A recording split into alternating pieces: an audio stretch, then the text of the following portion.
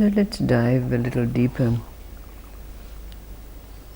There's a story about a young man. We'll call him Rahin. Now Rahin was born as the son of a very famous, revered and beloved spiritual teacher. So famous was he that there were those who had come under his tutelage that were now teachers in the villages and in far-flung places. But one day, Rahin had a disturbing dream.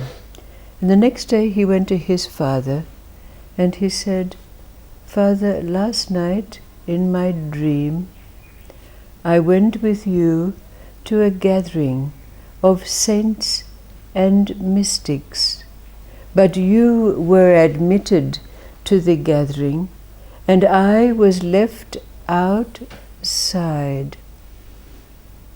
"Ah," said his father, "this is a great lesson for you, because one can only be admitted to the abode of the saints and the mystic when one becomes a disciple." So Rahin thought about this deeply, and in his thoughts he recognized that he had been present with his father all of these years when some of the greatest of teachers had come for lessons from his father. How could he be any less than these? So he said to his father, "But Father, could I not be your disciple?" Recognizing that everyone else was lesser than he. And his father said, "It is not appropriate. You must find a teacher." And Rahin said, "But who?"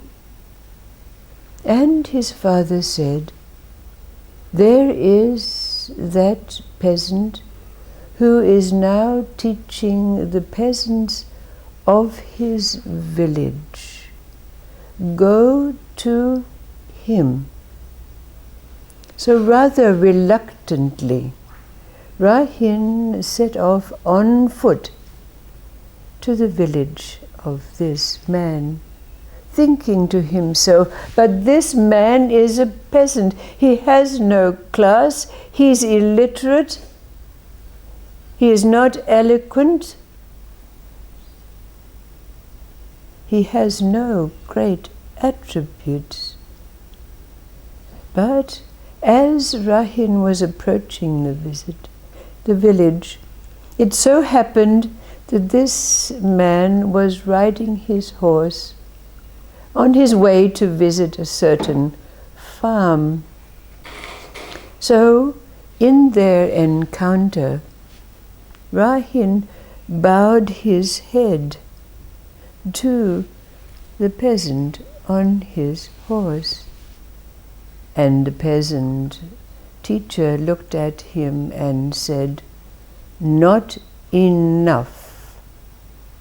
So Rahin bowed from his waist, and the peasant said, "Not enough." So Rahin bent from his knees, and the peasant said, "Not enough."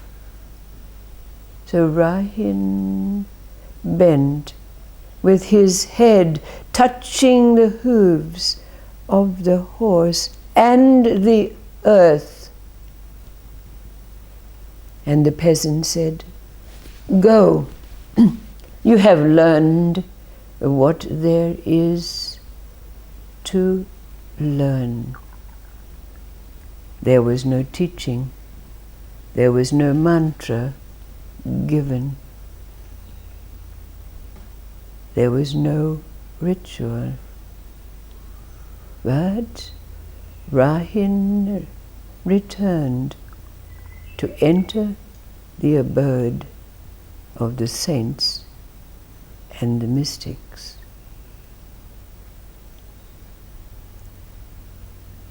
We know what it's like to be humbled.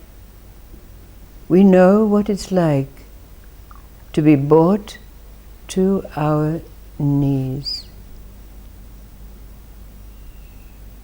But knowing this from our experiences, what is the implication of this story?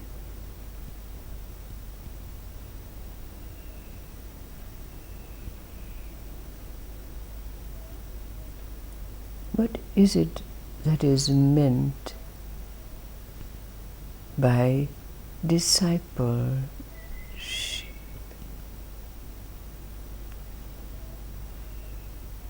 What's the difference between being brought to our knees, to be humbled,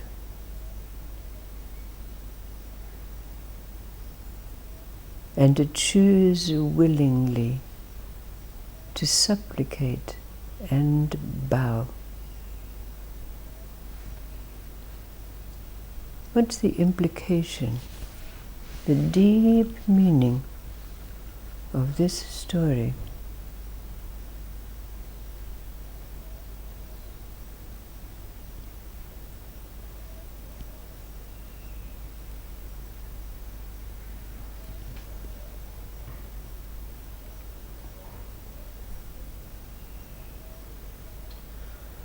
I think the difference is with choosing to bow.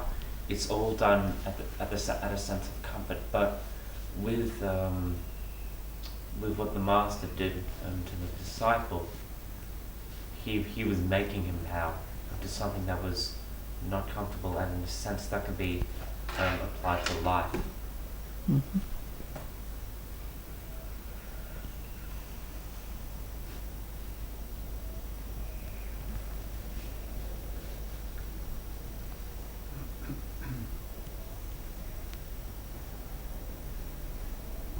Does it take an identity to be humbled? Yes. It's only humbleness is only required if there's an identity. Yes. Right.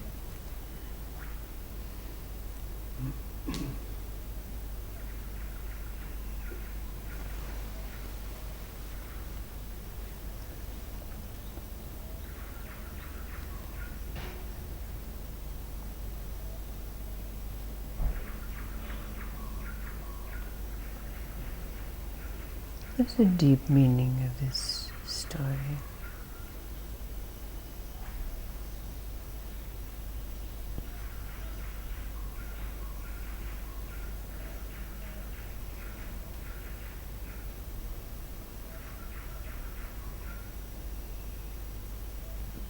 What are we bowing to?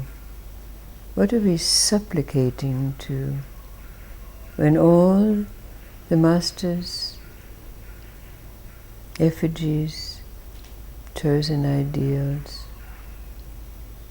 God, has been erased and effaced as being anything or something or someone?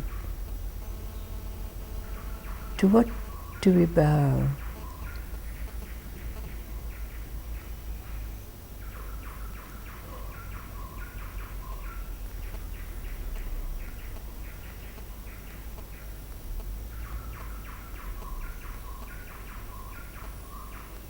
Why is it, one could ask, that every night of my life, when I lay my head on the pillow, the last words on my lips are always, "Thy will and thine alone can be done"?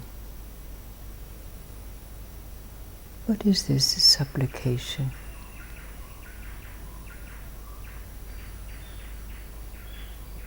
when there's nothing to supplicate to.